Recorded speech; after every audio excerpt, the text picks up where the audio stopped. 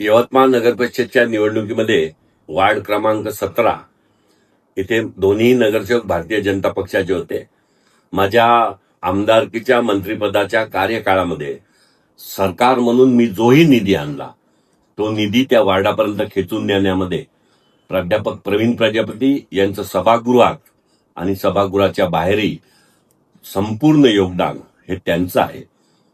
खरं म्हणजे दोन्ही नगरसेवक हे भारतीय जनता पक्षाचे होते, परंतु आईचे कागदपत्र नाही आहे म्हणून स्वतःच उभं राहणं हा आग्रह हा काही पक्षांनी ग्राह्य धरला नाही. ज्या व्यक्तींनी पक्षासाठी वर्षानुवर्ष काम केलं, वेगवेगळ्या प्रभागात पक्षाचे उमेदवार निवडून आणण्याचं काम केलं, अशा व्यक्तीला निवडून देणं हे नगर परिषदच्या सभागृहाची गरिमा वाढवणार आहे, विकासाला एक नवीन चालना देणार आहे.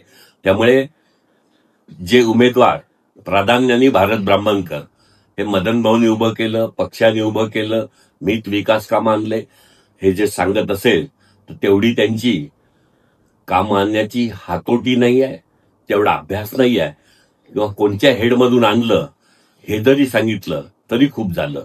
मी कधी कार्यकर्त्यांवर अशी आगपाखड करत नाही, पण असा खोटा प्रचार जर ते करत असतील तर जनतेने त्या भूलथापांना बळी पडू नये हेच माझं जनतेला आव्हान आहे.